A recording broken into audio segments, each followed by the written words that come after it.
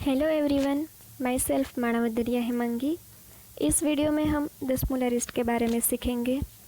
दशमूलारिस्ट आसव और अरिस्ट कल्पना का एग्जाम्पल है जो कि संधान कल्पना में इंक्लूडेड है। दशमूलारिस्ट के बारे में सीखने से पहले संधान कल्पना क्या है वो ब्रीफ में देखते हैं। इन भेषज विज्ञान the word Sandhan means process of fermentation. संधान कल्पना में फर्मेंटेशन होने से अल्कोहल जनरेट होता है। ये सेल्फ जनरेटेड अल्कोहल है। इसमें धातकी पुष्प, मधु पुष्प, किण्व, यीस्ट जैसे द्रव्य अल्कोहल जनरेट करने के लिए ऐड किए जाते हैं। It having infinite self life. इस तरह से तैयार किया हुआ आसव अरिस्ट जितना पुराना हो उतना ज़्यादा बेनिफिशियल है, इसलिए इसकी सेल्फ लाइफ इनफाइनाइट है। इट हैविंग तीक्ष्णादि गुण, so it can absorb easily and quickly. ये तीक्ष्ण गुण वाला होता है जिससे वो शरीर में आसानी से एब्जॉर्ब हो जाता है। It is in a liquid form. ये प्रिपरेशन लिक्विड फॉर्म में होती है जिससे कि वो पीडियाट्रिक से लेकर जीरियाट्रिक पेशेंट में इजीली एडमिनिस्टर कर सकते हैं। It is a good palatable. इसमें अम्ल द्रव्य और मधुर द्रव्य ऐड किए जाते हैं जिसकी वजह से इसका टेस्ट अच्छा रहता है। संधान कल्पना is a highly nutritive to the body.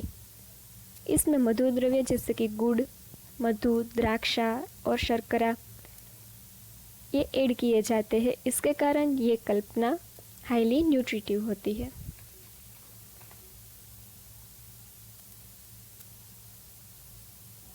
अब बात करते हैं उसके क्लासिफिकेशन की। तो संधान कल्पना की मेन दो कैटेगरी है। एक है मध्य कल्पना मीन्स अल्कोहलिक प्रिपरेशन और दूसरी है सुक्त कल्पना यानी कि एसिडिक प्रिपरेशन। मध्य कल्पना में यीस्ट या धातकी पुष्प से फर्मेंटेशन किया जाता है और सुक्त कल्पना में एसिड बेसिलाई की मदद से फर्मेंटेशन किया जाता है।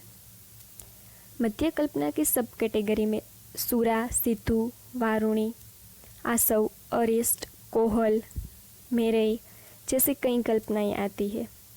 और सुक्त कल्पना में सुक्त, तुशाम्बु, सोवीर, कांजिक, शंडाकी जैसी कल्पनाएं इंक्लूडेड है। आसव और अरिस्ट का मेनली डिफरेंस उसके जो बेस द्रव्य लिया जाता है उसमें है। आसव में बेस के तौर पर स्वरस लिया जाता है और अरिस्ट कल्पना में बेस के तौर पर किसी द्रव्य का क्वाथ यानी कि डिकॉक्शन लिया जाता है। आसव कल्पना में शीत द्रव्य या शीत वीर्य वाली औषधियाँ यूज की जाती है और अरिस्ट कल्पना में उष्ण वीर्य औषधियाँ यूज की जाती है। संधान कल्पना के एसेंशियल इंग्रेडिएंट्स या द्रव्य कौन कौन से हैं उनके बारे में जानते हैं। फर्स्ट इज क्वाथ द्रव्य मीन्स डिकॉक्शन बनाने के लिए यूजफुल द्रव्य। सेकेंड इज द्रव द्रव्य यानी कि लिक्विड प्रिपरेशन। थर्ड इज मधुर द्रव्य means sweetening agents. Fourth is प्रक्षेप द्रव्यस which are additional drugs. Fifth is संधान द्रव्य most required for fermentation which starts the fermentation process. अब हम दशमूलारिस्ट का जो श्लोक है वो देखेंगे। श्लोक सारंगधर संहिता में से लिया है। उसके मध्यम खंड में 10th चैप्टर में ये दिया गया है। पर्ण्यो बृहत्यो गोकंठो बिल्वो अग्निमंथको अरुलुः पाटला काश्मरी चेती दशमूलम इह उच्यते।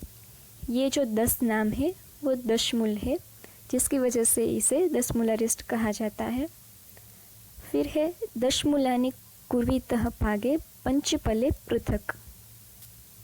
फिर इसके बाद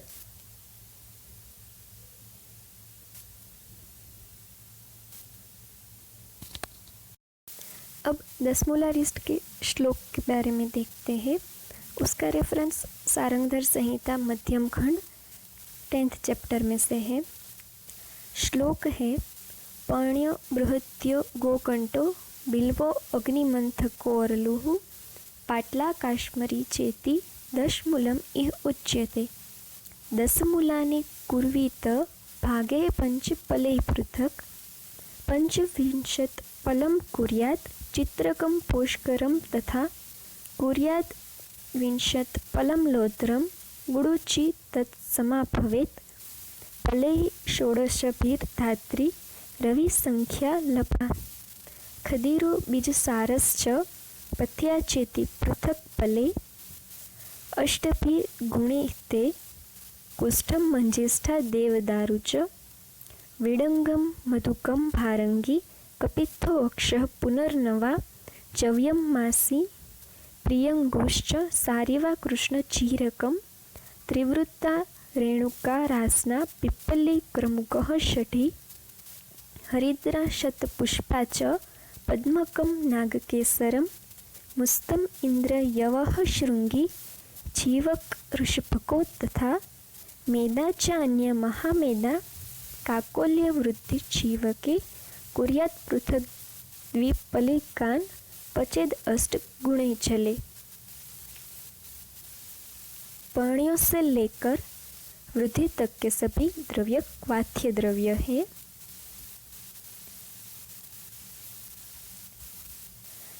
फिर द्राक्षाक्वाथ के बारे में बताया गया है। चतुर्थांशं श्रुतं नीत्वा मृद पांडे सन्निपातयेत्। चतुष्षष्टि फलां द्राक्षा पचेत् नीरे चतुर्गुणे। त्रिपादशेषं शीतं च पूर्वक्वाथे श्रुतं क्षिपेत्। फिर आगे क्षौद्र और गुड़ जो मधुर द्रव्य है उनके बारे में बताया है। द्वांत्रिशत् फलिकं क्षौद्रम दध्यात् गुड़म चतुशतम। फिर प्रक्षेप द्रव्य के बारे में बताया है।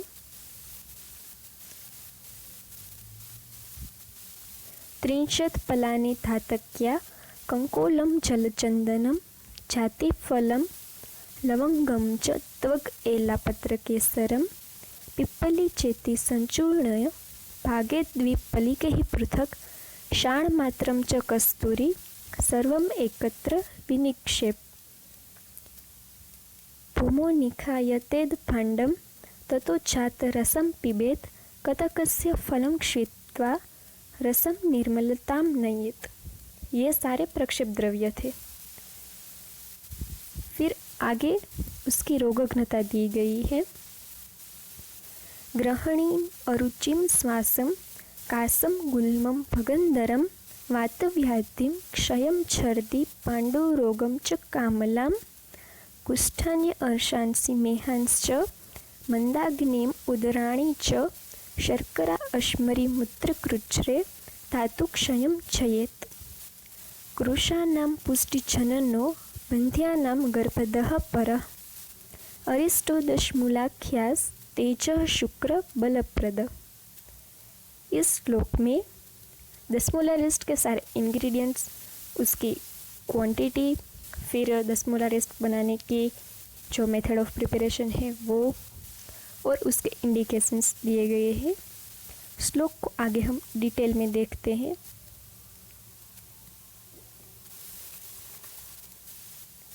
पहले सभी इंग्रेडिएंट्स है और उसकी मात्रा दी गई है। पर्णियों मीन्स 2 पर्णी, शालिपर्णी और पृष्णिपर्णी। फिर बृहत्यो यानी कि 2 बृहति, बृहति और कंटकारी। गोकंटक यानी कि गोक्षुर। बिल्व, अग्निमंथ, अरलु मीन्स योनाक, पाटला और काश्मरी। ये सारे 10 मूल के द्रव्य है। इनका मूल यानी कि रूट पार्ट यूज किया जाता है। दशमूला लिस्ट में ये 10 द्रव्य प्रदान है, इसलिए इसे दशमूला लिस्ट कहा गया है। ये सभी 10 द्रव्य 5 फल की मात्रा में लेने हैं, यानी कि 240 ग्राम। इस टेबल में उनके लैटिन नेम, यूजफुल पार्ट और मात्रा दी गई है। बिल्व, शोनाक, गांभारी, पाटला, अग्निमंथ, शालिपर्णी, कृष्णपर्णी, बृहति, कंटकारी और गोक्षुर। यहाँ तक 10 मूल के द्रव्य थे।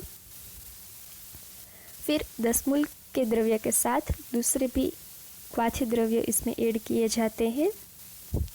चित्रक मूल और पुष्कर मूल दोनों 25 पल की मात्रा में लेने हैं। फिर है लौध्रत्वक एंड गुड़ुचिका कांड यानी कि स्टेम, दोनों 20-20 पल की मात्रा में लेने हैं। फिर है धात्री यानी कि आमलकी के फल, जो 16 पल मात्रा में लेना है। दूरालभा का पूरा पंचांग लेना है और 12 पल लेना है। फिर खदीर और विजय सार दोनों 8 पल लेने हैं और उनका सार भाग लेना है। फिर पथिया यानी कि हरितकी के फल 8 पल मात्रा में लेना। कुष्ठ से लेकर आगे वृद्धि तक के बाकी के सभी क्वाथ्य द्रव्य 2 पल मात्रा में लेने हैं।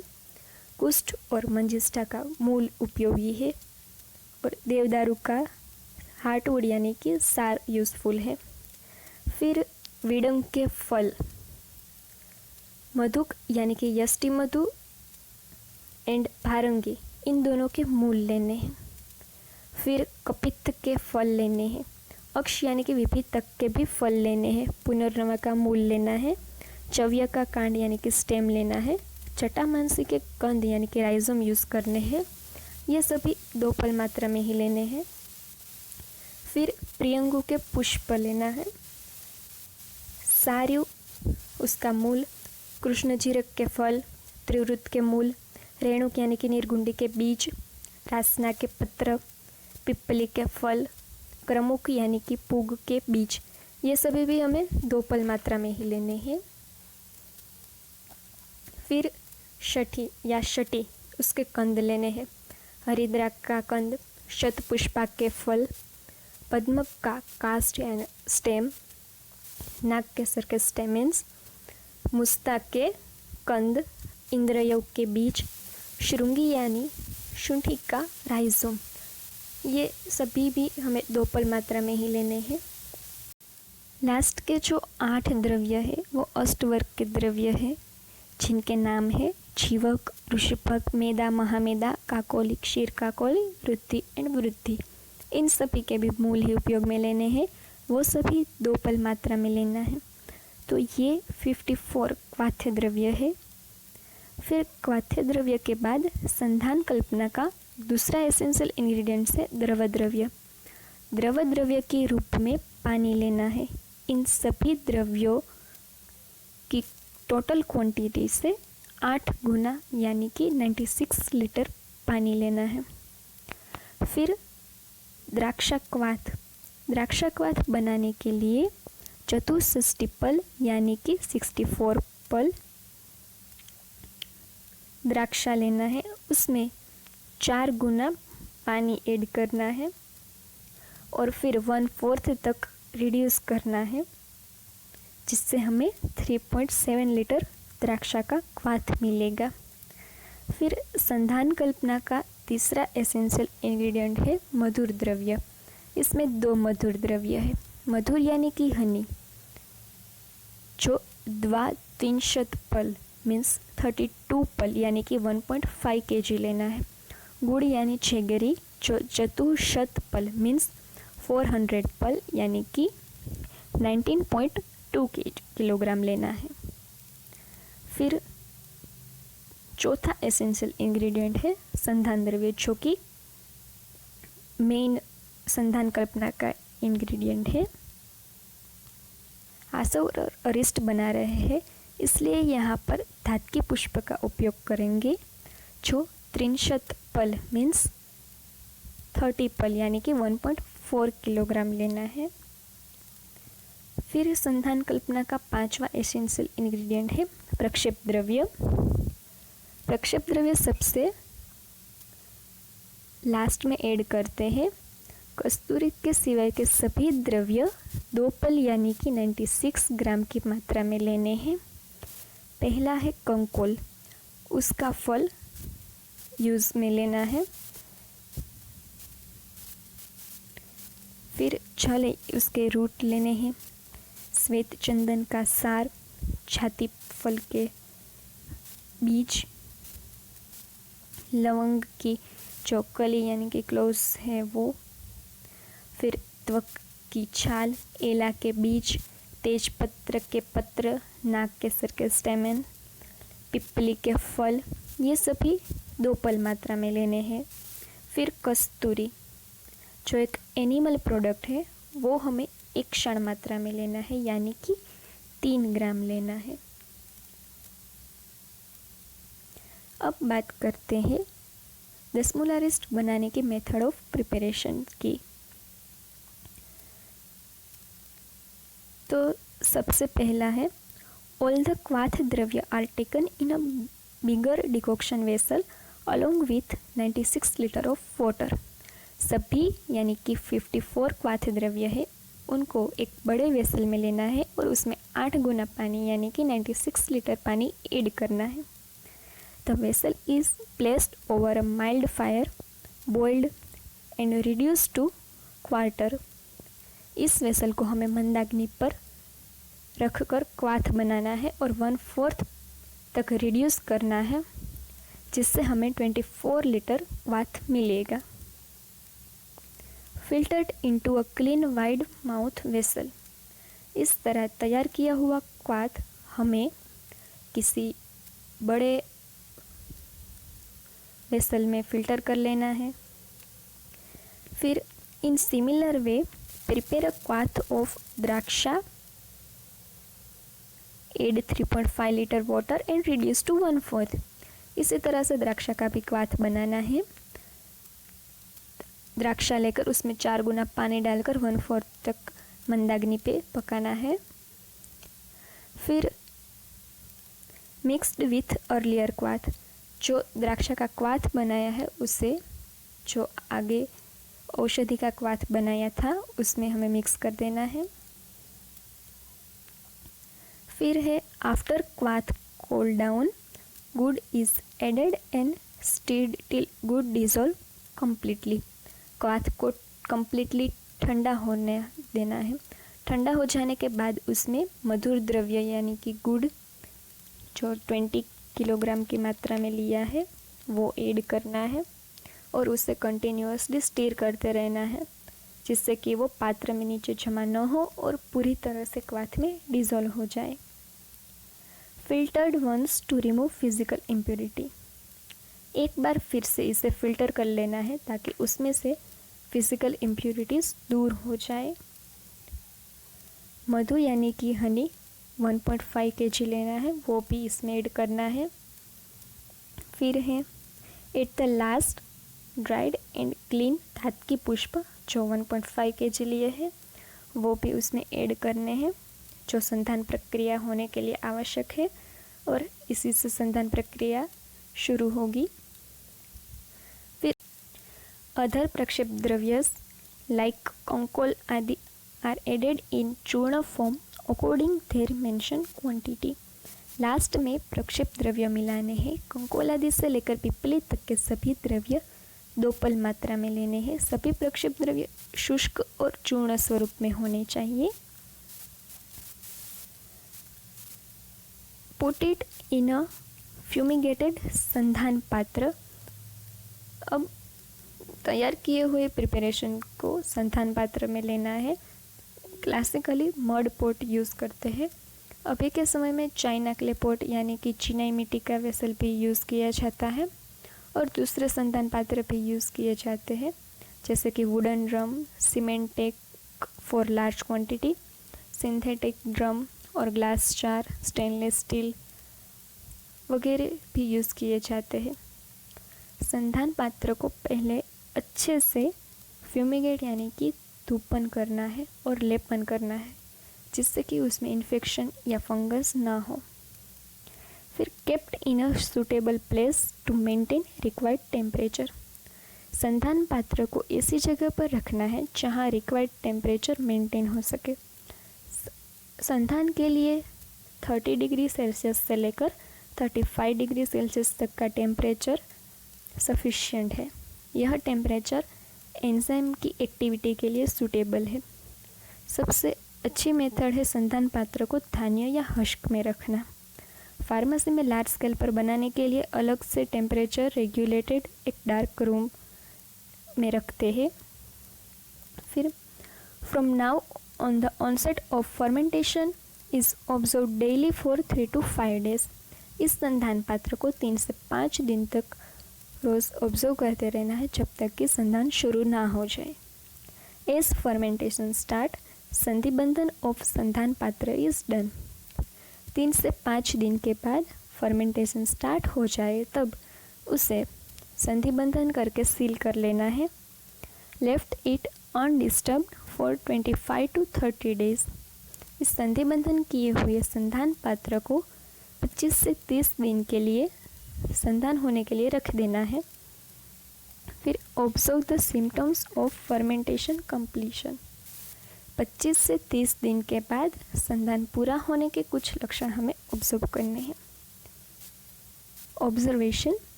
ऑब्जर्वेशन हमें दोनों समय पर करना है। एक, संधान प्रक्रिया शुरू हो तब, यानी कि ऑनसेट ऑफ फर्मेंटेशन, और दूसरा, संधान प्रक्रिया पूरी हो गई ऐसा इंडिकेट करने, यानी कि कंप्लीशन ऑफ फर्मेंटेशन। उसका फर्स्ट साइन है या फिर ऑब्जर्वेशन है, जब संधान प्रक्रिया शुरू हो तब उसमें प्रक्षेप द्रव्य लिक्विड में ऊपर रहेंगे, और जब संधान प्रक्रिया पूर्ण हो गई होगी तब उसमें प्रक्षेप द्रव्य पात्र में नीचे चले जाएंगे। फिर दूसरा है एफरवेसेंस। जब संधान प्रक्रिया कंटिन्यू होगी तब उसमें कार्बन डाइऑक्साइड की वजह से एफरवेसेंस यानी कि बबल्स दिखाई देंगे। संधान प्रक्रिया पूरी होने के बाद एफरवेसेंस आना बंद हो जाएंगे। फिर तीसरा है साउंड, यानी कि बबल्स के जो साउंड आते हैं उस पर डिपेंडेंट। जब संधान प्रक्रिया शुरू होगी तब उसमें बबल्स की वजह से हिजिंग साउंड आएगा। संधान प्रक्रिया पूरी होने के बाद ये आवाज़ आना बंद हो जाएगा। फिर चौथा है अल्कोहल बेस ऑब्जर्वेशन। जब संधान प्रक्रिया शुरू होगी तब अल्कोहल की ऑडर और टेस्ट दोनों माइल्ड यानी कि मंद रहेंगे। संधान प्रक्रिया पूर्ण होने के बाद ऑडर और टेस्ट दोनों तीव्र आने लगेंगे। फिर पांचवा है बर्निंग कैंडल टेस्ट। जलती हुई मैचस्टिक या फिर कैंडल को ध्यान से अगर संधान पात्र के मुंह तक ले जाए और वो बुझ जाए तो संधान प्रक्रिया शुरू है ऐसा समझना चाहिए, क्योंकि वो संधान के दौरान उत्पन्न हुए कार्बन डाइऑक्साइड की वजह से बुझ जाएगा। और अगर वो जलते रहे तो उसका मतलब कार्बन डाइऑक्साइड उत्पन्न होना बंद हो चुका है और संधान प्रक्रिया पूर्ण हो चुकी है। फिर सिक्स्थ है लाइम वाटर टेस्ट, यानी कि चूने के पानी का टेस्ट। संधान पात्र को संधि बंधन करते समय ढक्कन में 1 सेंटीमीटर विड्थ की स्मॉल ट्यूब लगाते हैं और दूसरी तरफ से उस ट्यूब को बंद करना है। 25 से 30 दिन के बाद एक पात्र में लाइम वाटर रखकर ट्यूब को उस पात्र में ही ओपन करना है। लाइम वाटर का कलर मिल्की वाइट हो जाए उसका मतलब अभी उसमें कार्बन डाइऑक्साइड प्रेजेंट है और संधान प्रक्रिया चालू है। और अगर लाइम वाटर का कलर चेंज ना हो तो वहाँ पर कार्बन डाइऑक्साइड नहीं है, यानी कि संधान प्रक्रिया पूर्ण हो चुकी है। लेकिन स्मॉल स्केल पर यदि संधान किया हो तो उसमें उतना कार्बन डाइऑक्साइड उत्पन्न नहीं होता जो लाइम वाटर को मिल्की वाइट बना सके। तो ये सभी ऑब्जर्वेशन हमें संधान प्रक्रिया शुरू है या पूरी हो चुकी है वो इंडिकेट करते हैं। फिर later the symptoms of fermentation completion are looked for.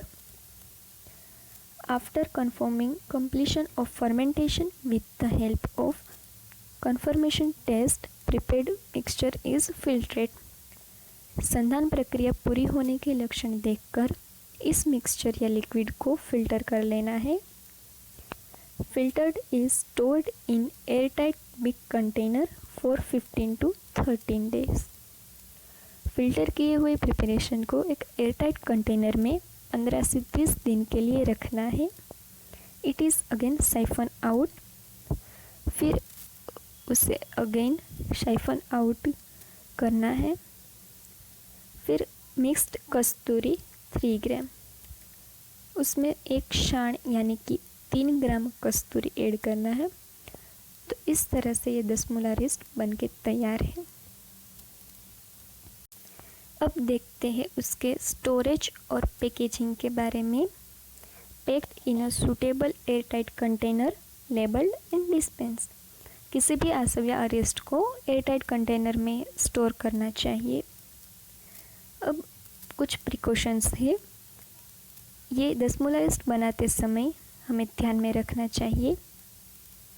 During क्वाथ preparation मंदाग्नि should be apply.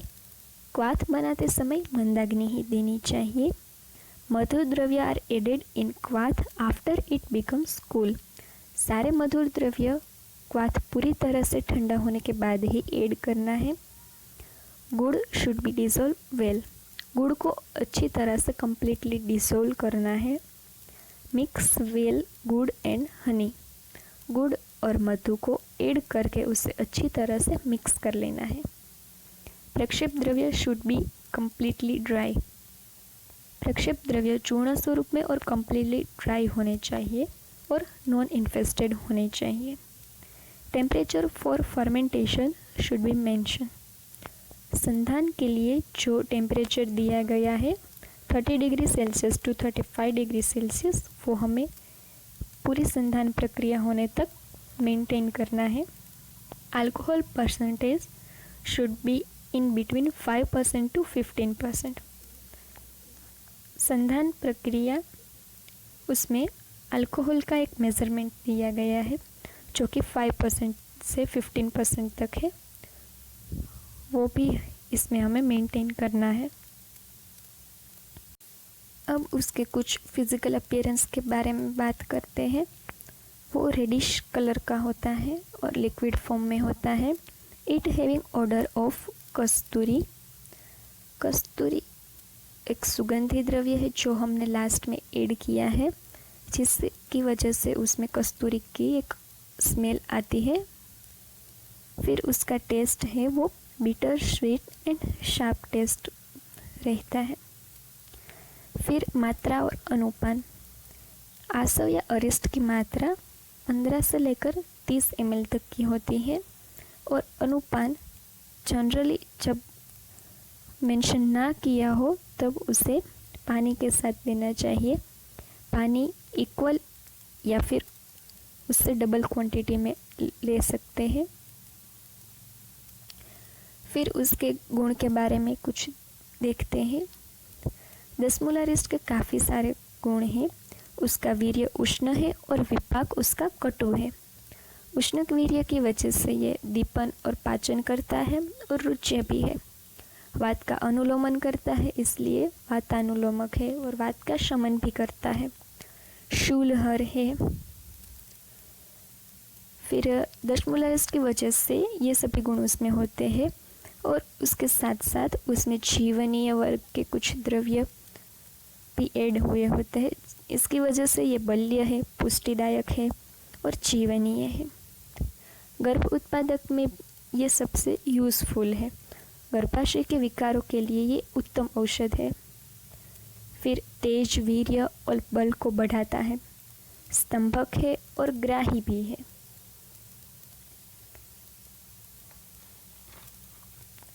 Modern aspect से इसकी प्रॉपर्टीज देखते हैं। ये anti inflammatory which reduce inflammation और swelling. Second is analgesic which reduce the pain. Third is stimulant which stimulates central nervous system. Fourth is tonic which gives energy. Fifth is antipyretic which reduces fever. Especially after parturition it is used to decrease fever etc. complications. Last is carminative which relieves flatulence or distension. अब जानते उसकी रोगग्नता यानी कि indications. ग्रहणी में दीपन पाचन करता है और अग्नि को भी बल देता है, इसलिए ये ग्रहणी में और मंदाग्नि में यूज़फुल है। रुच्य है इसलिए अरुचि में दिया जा सकता है। फिर श्वास और कास, ये वातज श्वास और वातज विकार और शुष्क कास में ज़्यादातर दिया जाता है। क्योंकि ये वात का शमन करता है, वात का अनुलोमन करता है, इसलिए सभी प्रकार के वात रोग में भी इंडिकेटेड है। शूल होने की वजह से शीरशूल, परिणाम शूल, कुक्षी शूल आदि में उपयोगी है। फिर अस्थि क्षय, अस्थि और वायु का आश्रय भाव होता है। वात को कम करके अस्थि को बढ़ाता है, अस्थि को बल देता है और अस्थि क्षय को ठीक करता है। फिर गुल्म और उदर रोग में भी इंडिकेटेड है। पांडु, कामला और कुष्ठ में भी दे सकते हैं। फिर प्रमेह में देते हैं, लेकिन दसमूलारिस्ट में गुड़ और शर्करा ज़्यादा होता है। इसी कारण रोगी को नियमित रूप से ब्लड शुगर लेवल चेक करते रहना चाहिए। ज़्यादातर ये वातज प्रमेह में उपयोगी है। फिर है अश्मरी, मूत्रकृच्छ, अर्श, भगंदर। भगंदर में व्रण होने से और पुय युक्त हो और आसानी से भर ना रहा हो, उस वक्त दसमूलारिस्ट उत्तम औषधि है जो बल देती है, शरीर के सभी धातुओं की पुष्टि करती है। व्रण की वजह से रक्तादि धातुओं का क्षय हो जाता है, तब ये सभी धातुओं का पोषण करती है। फिर क्षय रोग और धातु क्षय, धातु और बल का नाश होता है इसमें, उस वक्त दसमूलारिस्ट का प्रयोग किया जाता है। इसमें जीवनीय गण के 8 औषध है और दूसरे बल प्रदायक औषध भी है जो कि पुष्टिदायक है, तेज, वीर्य और बल को बढ़ाता है। दसमूलारिस्ट का मेन इंडिकेशन है प्रसूति और गर्भाशय विकार। प्रसूति के बाद उत्पन्न होने वाले उपद्रव में ये उत्तम औषधि है। जीवनीय गण के औषध होने से ये सूती का ज्वर को उत्पन्न नहीं होने देती और रोग प्रतिरोधक क्षमता को बढ़ाती हैं। फिर जो प्रसूति के बाद अतिसार या संग्रहणी जैसे रोग होते हैं, उसमें भी ये यूज़फुल है क्योंकि ये ग्राही और स्तंभक है। फिर गर्भाशय की शुद्धि करता है और गर्भ उत्पादक है, इसलिए इसे गर्भ कहा गया है। फिर प्रदर में भी ये यूज़फुल है। अब आमयिक प्रयोग देखते हैं। इन प्रसूता स्तन्य क्षय, 1 तोला शतावरी, एड 20 तोला water, mixed and boiled till remain 5 tola. Add 1 tola Desmolarist, given twice in a day. It will increase स्तन्य। प्रसूति के बाद अगर स्तन्य कम हो तो उस वक्त दसमूलारिस्ट का प्रयोग करते हैं।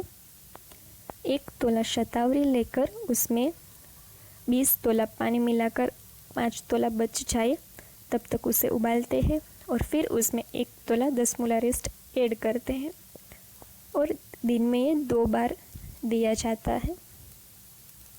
इसके लिए हमें प्रिकॉशंस क्या रखना होगा।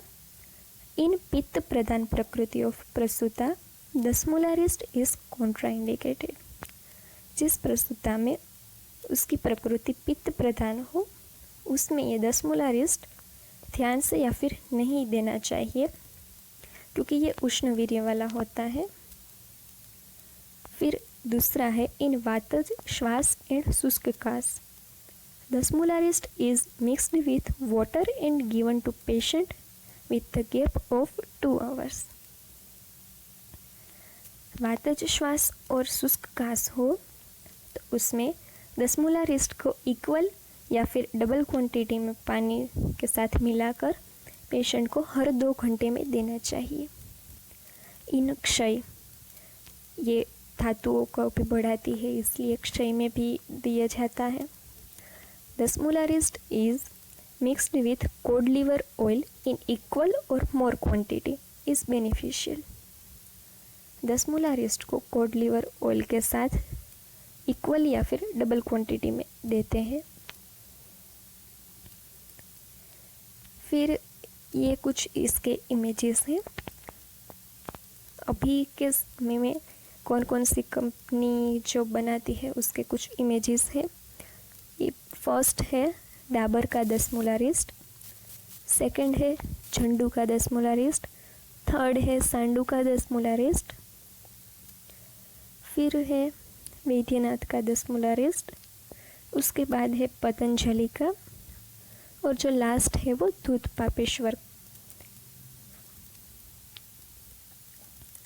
सो ये थी 10 मूला रिस्ट संधान कल्पना।